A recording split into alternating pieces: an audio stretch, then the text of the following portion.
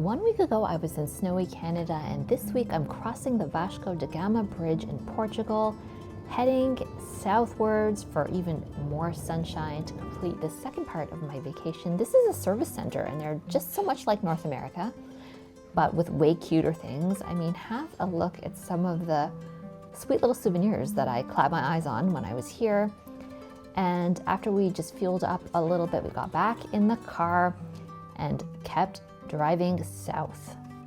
If you've missed my last vlog, I was in Lisbon, Portugal, so go and check that out. And now I'm in the Algarve.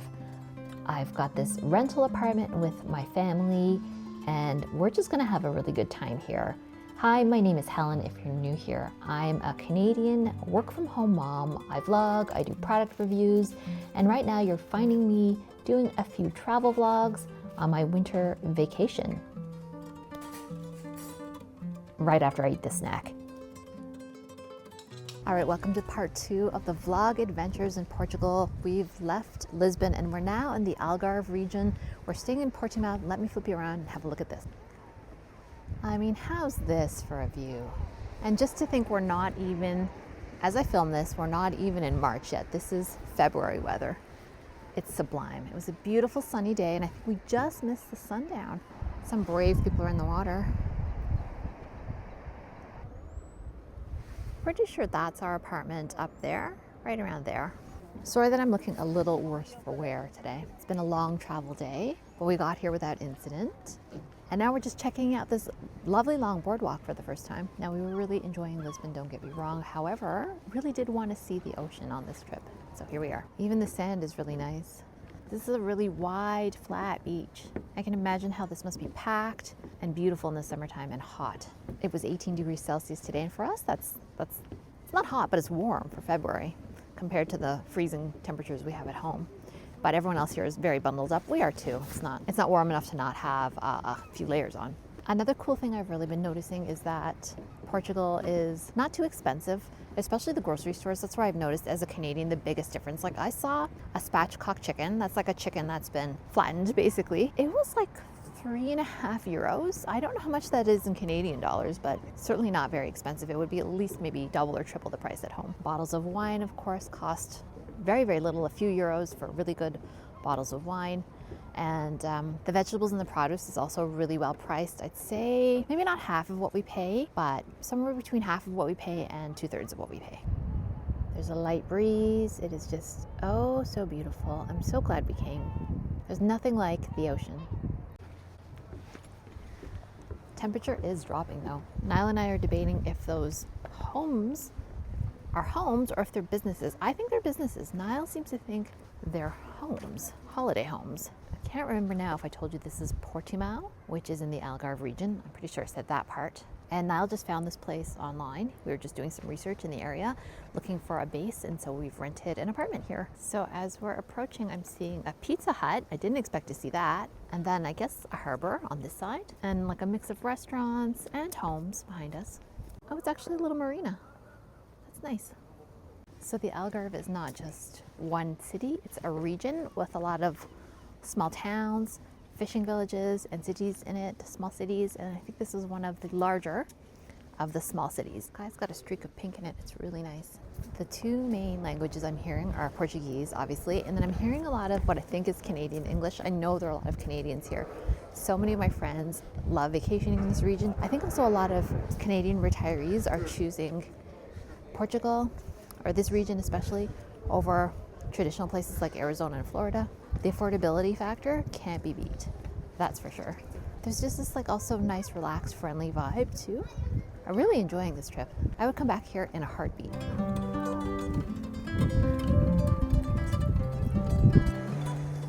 The power of the ocean. Look at this, it's like a watercolor. What you're seeing is what I'm seeing too. So much pink, so much blue, a bit of yellow. The sound of the ocean is incredible. What an incredible place. I'm so lucky to experience this. We made it to the lighthouse. Look, you can see the red beam. Then if you look out across over, There's one on that side emitting a green beam. Way more windy out on this spit that juts out into the ocean. So we're gonna turn back now and go back to the apartment and eat some pastries, basically. It's the next day and I thought I would give you guys a little bit of an apartment tour. As you come in, the first thing you have here is the kitchen that's got everything you could need. It's got the fridge over here. It's got the European style of having the washing machine in the kitchen. And of course, everything's all nicely covered with cabinet doors, unlike at home where all our appliances are out in the open. This is the dishwasher, which is very handy to have. There's this lovely coffee bar, and our hosts have provided matouche for us, which is a nice little touch. This is a really famous Portuguese wine. I remember this even from being a kid. This was the Portuguese wine. So coffee setup, and of course the best part of the whole apartment, which is the view. Let's have a look. So you just open this door here, and there's a few different ways. That's the living room door over here. What a glorious view. That's what this apartment is all about, and to be honest, it's the reason we picked it. Beautiful sunny day, but the clouds are coming in. I think it's gonna rain later, so we're gonna try and get out and about. If I look across here, I see some other snowbirds enjoying the sun. All right, back inside. Let's close up this door. Oh. Into the ensuite bedroom area. Really, really nice one-bedroom apartment. So this is the bedroom. Again, with a beautiful view and exit to the terrace there. And my favorite thing about this apartment actually is this big closet area with some built-ins. Very spacious, love that. Nice ensuite bathroom with a very big tub. I took advantage of that yesterday. And then if you go back through to the hallway, there is this little powder room, but also has a shower. So I actually didn't even know about this room when we were renting. But yeah, so it's 2 bathrooms basically, which is nice. Then here is the living room, which they've done up in a kind of nautical seaside theme. That's a sofa bed that pulls out, and just a nice spacious living area. Again, built to also have a view of the terrace and the beach. One thing that's been really nice is having the ability to do a bit of laundry because, well, we've been here a number of days, and so it's nice to put one load on, and also, of course, just have access to cook a little bit of breakfast and lunch, because I'm someone who can do like 1 meal out, but I don't love doing 3 meals out. Like, I just don't want to sit in the restaurant for that long, especially because I'm not much of a breakfast eater. I just need a quick bite, and sometimes I even skip it. So, you know what I always say, and that is we always stop for flowers. Anyway, never mind the flowers. You got to see this view. These beautiful orange cliffs, like a rusty color. And then I'm going down a very steep set of stairs. And the view that awaits is the beach. Look at that. I'm really just loving how these rocks are just jutting out of the ocean. Let's get closer. Everything is very well thought out. There are like boardwalks everywhere. Lots of access points with stairs. Wow, everywhere you look, there's something to see. This is incredible. There are my guys up there. How's this for a view? Stunning.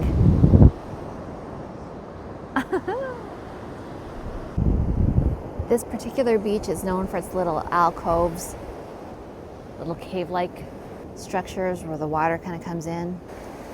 Like that. Oh, it's gonna get you now. I'm old enough now to remember a time when there just wasn't much plastic on the beaches. You could go and have a beautiful beach day without being assaulted by bits of plastic all over the beach.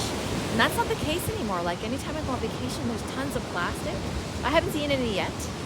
Of course, that's humans doing, dumping plastic into the ocean after all these years. But I haven't seen any here on this beach. It's so clean, it's pristine. Apparently it's pristine in the summer as well. I don't know, having not been here in the summer. Even this stairwell is beautiful. I'm huffing and puffing a bit. That steep stairs did me in. Just think it's like winter.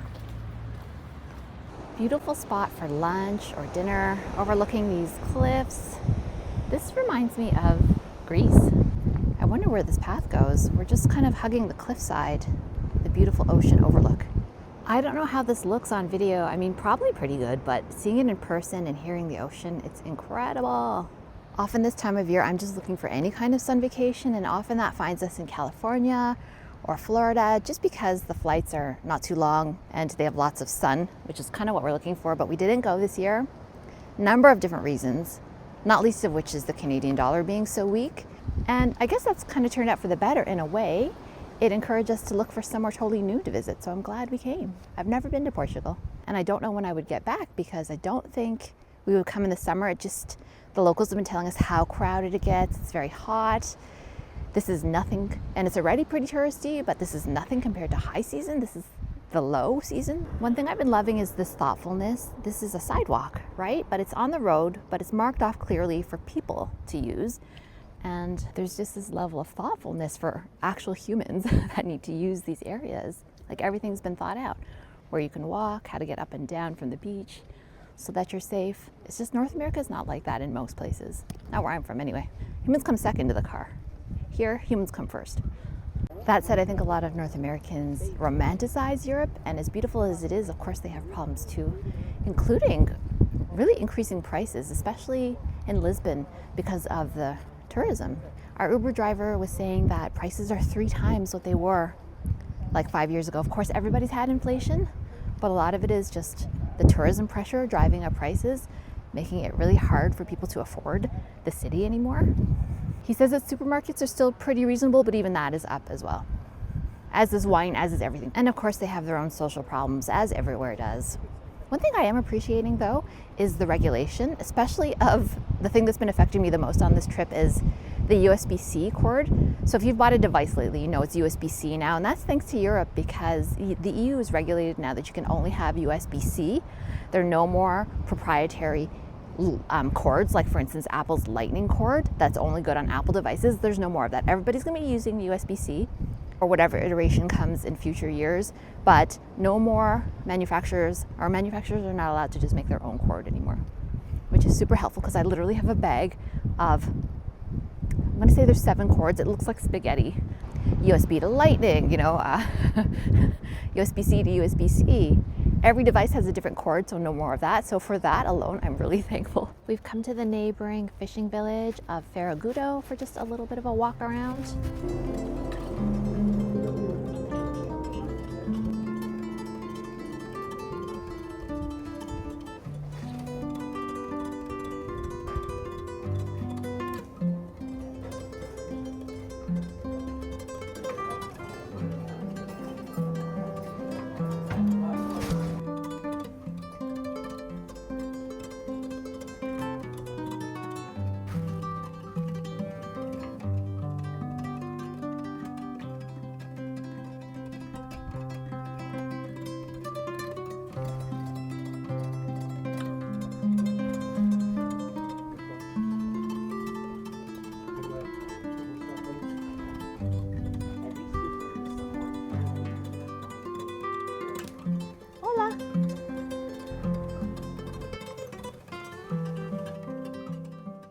So let me know if you relate. I have this thing that I call, this Matouche Rosé is really good, by the way. It's a bit on the sweet side. I have this thing that I call RDE, Restless Domestic Energy. And I get this every vacation. It's one of the reasons sometimes that I prefer to stay at a hotel because it's very limited in what I can do. But when I'm in a home environment like this, I feel like I should be doing all the stuff I'm doing at home. Like I want to vacuum things, I want to clean things. I would like to blame this on COVID, but I was like this before COVID. It's just how I am. I can't seem to just relax when I'm in a foreign environment and in a home setting. I feel like I should be cooking, like I should be cleaning. So I'm forcing myself right now and very much enjoying this chilled glass of rosé. I'd rather be outside, but it is raining. It's a rainy day. The crazy thing about this is I open, glass doors like this at home, and it's just like I open them and it's like snow, and I open this and it's a beautiful beach view. It's just so different. Let me grab my glass. Right, we're outside and the temperature is actually pleasant enough. It's not what I would call warm, but it's not terribly cold either. It's so peaceful and calming to listen to the ocean. And it's drizzling, it's not too bad. I have to get some groceries though because I want to make dinner. It's ridiculous that I even have this restless domestic energy, as I like to call it, because within the hour, there's something else to do. In this case, starting dinner. It's okay. You guys heard me say before, I don't love to cook, but I love to eat well. And the restaurant food is great here. Like, don't get me wrong. It is like traditional Portuguese food is totally my jam. It's just like nice, comforting, wholesome food. But you know how it is. Like, I have a whole kitchen at my disposal. I haven't cooked in ages now, so I don't mind making a dinner. However, priority number one is finishing up this lovely glass of wine and enjoying this epic view. No wonder this place is so popular. It's gorgeous here. Just around the corner from the apartment building is a little grocery shop. Yes, it's raining and I'm covering myself from the rain. Do I have an umbrella? Of course I don't. I didn't think it was going to rain, so I didn't bring one.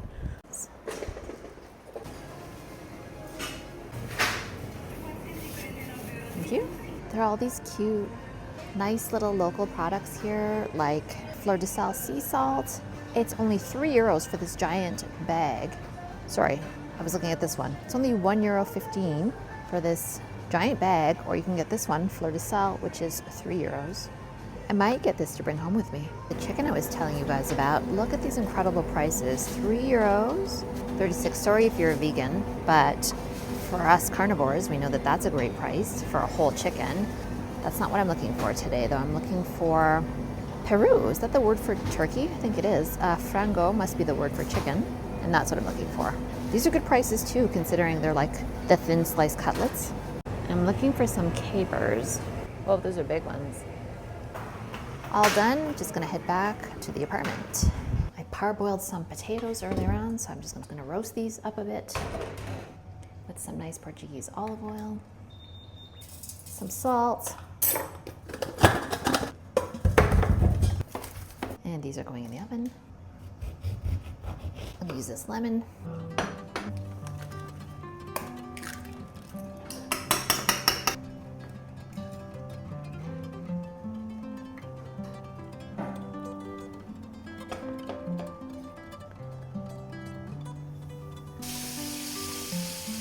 Frying is going to take me a long time because I only have this small frying pan to work with, but let me show you what I've been working on today in the meantime. I had about 20 minutes to sit down and work on some watercolors, so I did this, which is the plum blossom that I had seen earlier on my walk today. All right, let's see if it's time to flip this over. Yep, perfect. So after you fry off all of these cutlets, I'm just going to put them in here. After I kind of do a quick fry on each side, I'm making a lemon piccata. I put them back in here, add some white wine that I got. Add this white wine, add the capers, add the lemon, and just let it all basically braise for like 30 minutes. And that's it, that's how I make lemon piccatas. It's great for vacation because it really only needs a bit of white wine, lemon, capers, that's it. So I'm gonna move this. The wine going, lemon, the chicken back in. Just going to transfer it to this pot, and lots of capers. And it depends on your tolerance of capers. I like them a lot, so. I don't know about you guys, but I don't like cooking when there's a mess, so I've got to clean this off. The problem is though, I accidentally keep touching this and turning it off because I'm not used to this. That's it. I'm just going to braise this for the next, I'm going to say 25 minutes or so. And I'm going to reduce it even further because that's too bubbly. It should be just barely simmering. Boom, done. So chicken piccata is typically a dish served with pasta underneath, but you could put anything. I mean, I'm using roast potatoes just because I bought so many of them and I'm keen to use them. That tastes good. It tastes good on rice, especially like an Italian style rice, or anything that's kind of plain underneath really is going to probably taste pretty good. So braising that made a really nice sauce, which is very steamy, so you can't see it well. And so I'm spooning this sauce over the chicken and the potatoes. So I've just got these roast potatoes here out of the pan. They've been roasting while I've been cooking all of this. So a bit of chicken for each person on top of the roast potatoes to soak up the sauce, a little bit of balsamic vinegar dressing on top of an arugula and orange salad. All right, it is time to eat. It's the next day and we got a nice sunny day to just hang out by the beach, so that's what I've been doing. I'm just here relaxing with my shoes off. Had a bit of time for painting. Hopefully I'm not shouting or you can hear me well, just because the sound of the ocean is so powerful. But I couldn't resist coming down. Look at the beautiful view today. I've just been sat basically for the entire afternoon, relaxing and painting a bit and just relaxing on vacation. So on that note, I'm gonna leave off the vlog here. I don't know if I'm vlogging more in this spot or elsewhere, but thank you for watching and we'll see you on the next video. Who knows where it'll be next?